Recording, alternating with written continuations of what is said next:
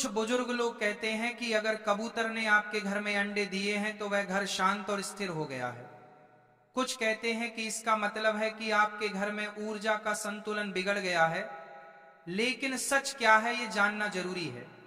कई बार ऐसा भी देखा गया है कि जिस घर में कबूतर घोंसला बनाते हैं और अंडे देते हैं, वहां धीरे धीरे गंदगी फैलने लगती है, घर के कोनों में बदबू आने लगती है और वातावरण भारी हो जाता है।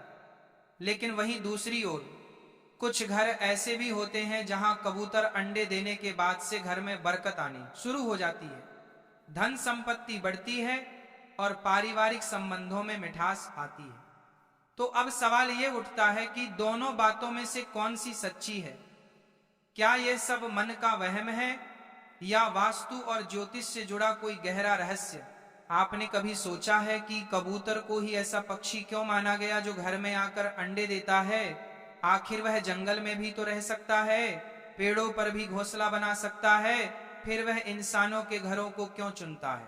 क्या यह सिर्फ संयोग है या इसके पीछे कोई अदृश्य संकेत छुपा हुआ है? कुछ लोग यह भी कहते हैं कि अगर कबूतर बार बार आपके घर आ रहा है तो ये आपके घर की हवा और वातावरण को पसंद कर रहा है। इसका मतलब है कि घर की तरंगे, घर की ऊर्जा सकारात्मक है। लेकिन जब वही कबूतर अंडे देकर चला जाता है और उसके बाद घर में लगातार परेशानी आने लगे तो मन में शंका पैदा होती है। क्या आपने कभी देखा है कि जब कबूतर अंडे देते हैं तब आपके घर में किस तरह की घटनाएं घटती हैं? क्या घर में कलह बढ़ता है? क्या घर के लोग बीमार रहने लगते हैं या फिर कोई बड़ा नुकसान होता है या फिर इसके उलट? क्या कभी आपने यह भी देखा है कि उसी समय घर में कोई खुशखबरी आई हो, कोई नौकरी लगी हो, कोई नया काम शुरू हुआ हो? ये सारे सवाल आपको सोचने पर मजबूर कर देंगे कि कबूतर का अंडा देना सिर्फ एक सामान्य बात नहीं है। इसके पीछे कुछ है जो हम सबको समझना होगा। और इसीलिए एक बार की बात है, हिमालय की ऊंचाइयों पर स्थित शांत और दिव्य कैलाश पर्वत पर भगवान शिव गहरी तपस्या में लीन थे। चारों ओर शांति थी, वातावरण पूरी तरह पवित्र और सौम्य था। कोई आवाज नहीं थी, सिर्फ पवन की मंद गति और ध्यान की ऊर्जा का स्पंदन वहां महसूस हो रहा था। उसी समय आकाश मार्ग से देवताओं के प्रिय, चिर परिचित और उत्सुकता से भरे देवर्षि नारद मुनि अपने वीणा के साथ वहां प्रकट हुए। वे हर युग में, हर लोक में भ्रमण करते हैं और जहां कहीं उन्हें कोई रहस्य, कोई बात या कोई जिज्ञासा मिलती है, वहां वे बिना देर किए पहुंच जाते हैं। और आज उनकी यह जिज्ञासा उन्हें सीधे कैलाश पर्वत तक ले आई थी। नारद जी भगवान शिव के चरणों में झुके और बड़े आदर से बोले, जय शिव शंभु, नम शंभु भगवन, आप साक्षात ज्ञान और सत्य के स्वरूप हैं। आज मैं एक बहुत विशेष प्रश्न लेकर आपके पास आया हूं। भगवान शिव ने धीरे धीरे नेत्र खोले। उन्होंने नारद जी की ओर देखा और शांत स्वर में कहा, देवर्षि आपका स्वागत है। कहिए, आप कौन सी जिज्ञासा लेकर आए हैं? नारद जी बोले, भगवान, मैं जब पृथ्वी लोक में भ्रमण कर रहा था तब मैंने अनेक घरों में एक विशेष बात देखी। कुछ घरों में कबूतर आते हैं, घोंसला बनाते हैं और फिर अंडे देते हैं। वहां रहकर कुछ दिन तक अपने बच्चों की देखभाल करते हैं। लेकिन कुछ लोगों का कहना है कि जहां कबूतर अंडे देते हैं वहां दरिद्रता आ जाती है। कुछ कहते हैं कि वहां अशुभ ऊर्जा का वास हो जाता है और कुछ कहते हैं कि वह घर पवित्र और शांत हो जाता है। तो हे भोलेनाथ, मेरी जिज्ञासा यही है कि जिस घर में कबूतर आते हैं और अंडे देते हैं, उस घर में वास्तव में क्या होता है? क्या यह शुभ है या अशुभ? इसका वास्तु और ज्योतिष से क्या संबंध है? भगवान शिव मुस्कुराए और बोले, नारद, आपने आज संपूर्ण मानव जाति के लिए एक अत्यंत महत्वपूर्ण प्रश्न किया है। यह प्रश्न केवल पक्षियों से जुड़ा नहीं है, बल्कि यह उस घर की ऊर्जा, उसकी गति और उसमें रहने वाले लोगों के जीवन पर गहरा असर डालता है। नारद जी ने फिर कहा, भगवान, मैं जानता हूं कि इस प्रश्न का उत्तर साधारण नहीं है, लेकिन मैं चाहता हूं कि आप मुझे विस्तार से समझाएं कि कबूतरों का घर में आना, अंडे देना और फिर चले जाना, इसका गहरा रहस्य क्या है? क्या इसका सीधा संबंध हमारे कर्मों से है या हमारे घर की स्थिति से? क्या यह आने वाली घटनाओं का संकेत देता है? क्या यह चेतावनी है या वरदान? भगवान शिव थोड़े गंभीर हो गए और बोले, देवर्षि, इसका उत्तर मैं आपको सीधे शब्दों में नहीं दूंगा, क्योंकि ये केवल एक पक्षी के आने जाने की बात नहीं है। इसके पीछे जीवन के कई संकेत छुपे हुए हैं जो हर गृहस्थ के जीवन को प्रभावित करते हैं। मैं आपको एक कथा के माध्यम से इस प्रश्न का उत्तर दूंगा, क्योंकि बिना कथा के इसका भाव और गहराई समझना कठिन होगा। लेकिन उससे पहले मैं आपको कुछ बातें समझाना चाहता हूं। नारद जी ध्यानपूर्वक भगवान शिव की ओर देख रहे थे। भगवान शिव आगे बोले, देवर्षि, जब कोई पक्षी विशेष रूप से कबूतर किसी घर में आता है और अंडे देता है, तो वह उस स्थान की ऊर्जा को महसूस करके ही वहां ठहरता है। ये कोई संयोग नहीं होता। घर की दिशा, उसमें बहने वाली हवा, वहां की नमी, ध्वनि और कंपन, यह सब किसी जीव को आकर्षित करते हैं, और जब वह जीव वहां अंडे देता है तो वह उस ऊर्जा के साथ जुड़ जाता है। नारद जी ने सहमति में सिर हिलाया और कहा, तो इसका अर्थ यह हुआ कि कबूतर का अंडा देना सिर्फ एक प्राकृतिक प्रक्रिया नहीं, बल्कि ऊर्जा का संकेत है। भगवान शिव बोले, बिल्कुल देवर्षि, परंतु यह ऊर्जा सकारात्मक है या नकारात्मक, इसका निर्धारण कई बातों पर निर्भर करता है। जैसे उस घर के लोगों का व्यवहार, उनका सोचने का तरीका, उनका कर्म और उनके घर की वास्तु स्थिति। नारद जी की उत्सुकता अब और बढ़ गई थी। उन्होंने पूछा, भगवान, क्या यह भी संभव है कि किसी घर में अगर नकारात्मक ऊर्जा हो तो कबूतर वहां अंडे देने नहीं आते, या यदि वे आ जाएं तो उनके अंडे देना किसी प्रकार की चेतावनी हो? भगवान शिव बोले, यह भी संभव है, लेकिन हर स्थिति में अर्थ अलग होता है, इसलिए मैं आपको यह सब एक कथा के माध्यम से विस्तार से समझाऊंगा। कथा के माध्यम से मैं आपको यह भी बताऊंगा कि कबूतरों का घर में आना किस प्रकार जीवन की दिशा को बदल सकता है, कभी शुभ तो कभी अशुभ। नारद जी बोले, भगवान, मैं आपकी कथा सुनने को पूरी तरह तैयार हूं। कृपया मुझे वह ज्ञान दें जिससे मैं इस रहस्य को पूर्ण रूप से समझ सकूं और आगे जाकर इसे लोकहित में बांट सकूं। भगवान शिव बोले, देवर्षि, कथा आरंभ करने से पहले मैं चाहता हूं कि आप इस विषय को गहराई से समझने के लिए अपना मन एकाग्र करें, क्योंकि यह केवल कहानी नहीं होगी। यह जीवन के उन संकेतों का ज्ञान है जिसे लोग अक्सर अनदेखा कर देते हैं। नारद जी ने मुस्कुरा कर कहा, भगवान, मैं तैयार हूं। आप जो उचित समझें, कृपया वह कथा आरंभ कीजिए। बहुत समय पहले की बात है। उत्तर भारत के एक छोटे से गांव में एक गरीब किसान रहता था।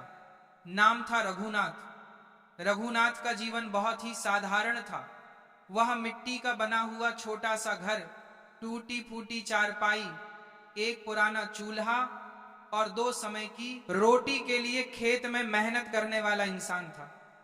उसके पास न ज्यादा जमीन थी, न जानवर, ना कोई बड़ी कमाई, बस एक छोटी सी झोपड़ी और अपने भाग्य पर भरोसा। उसकी पत्नी सरला बहुत मेहनती थी और उसके 2 छोटे छोटे बच्चे थे, एक बेटा और एक बेटी। रघुनाथ का दिन सूरज उगने से पहले शुरू होता था और शाम को अंधेरा होते ही खत्म हो जाता था। वह खेतों में काम करता, बीज बोता, जुताई करता, लेकिन उसकी जिंदगी में कभी भी बरकत नहीं आई। जब भी कुछ अच्छा होने लगता, कोई ना कोई परेशानी जरूर आ जाती। कभी सूखा पड़ता, कभी बैल बीमार हो जाता, कभी साहूकार आकर कर्ज मांगता। लेकिन एक बात खास थी, रघुनाथ बहुत ईमानदार और शुद्ध मन वाला इंसान था। वह कभी किसी का बुरा नहीं सोचता था। हर दिन सुबह सुबह वह अपने घर के बाहर तुलसी के पास दिया जलाता और भगवान से यही प्रार्थना करता, हे ऊपर वाले, मुझे बस इतना दे दे कि मेरे बच्चों को भूखा ना सोना पड़े। एक दिन की बात है, गर्मी के दिन थे। रघुनाथ खेत से लौटकर घर आया। उसने देखा कि घर की छत पर कोने की एक लकड़ी के बीम के पास कुछ सूखी टहनियां और पत्ते जमा हैं।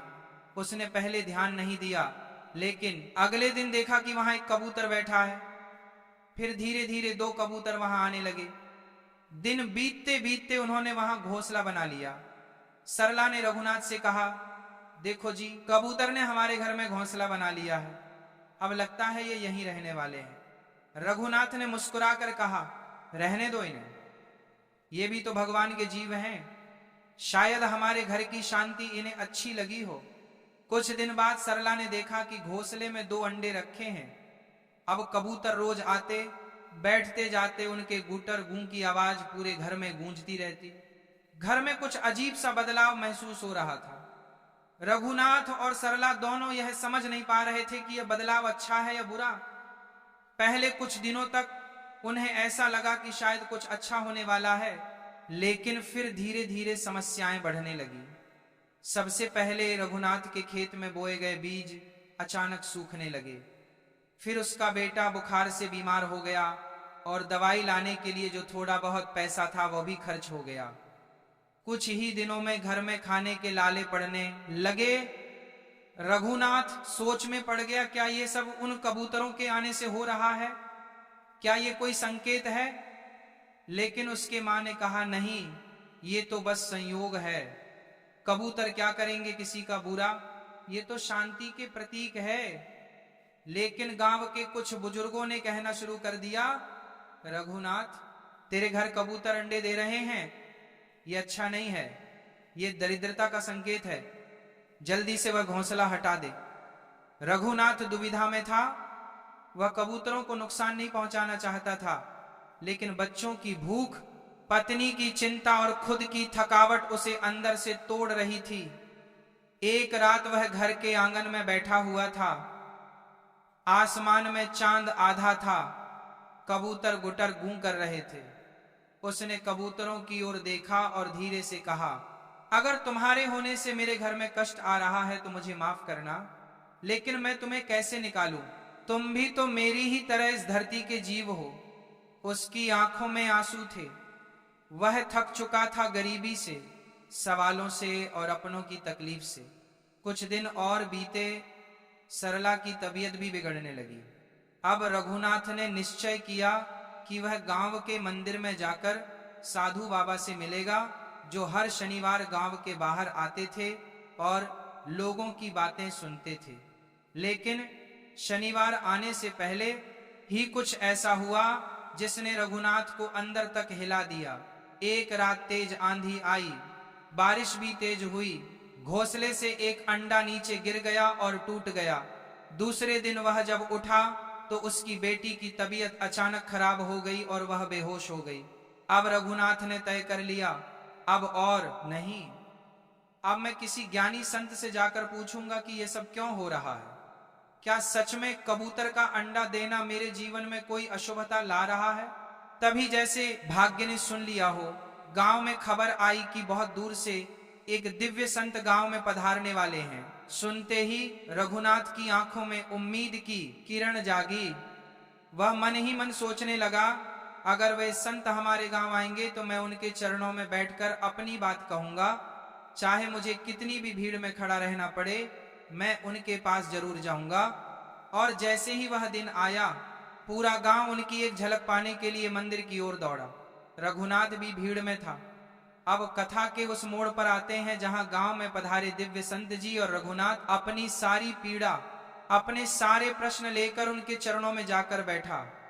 मंदिर के बाहर बड़ी भीड़ थी, लेकिन संत जी ने जब अपनी आंखें खोली तो उनकी दृष्टि सीधे रघुनाथ पर पड़ी।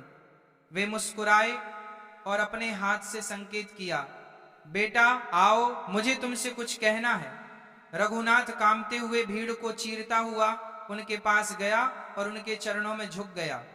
उसकी आंखों में आंसू थे। रघुनाथ बोला, महाराज, मैं बहुत दुखी हूं।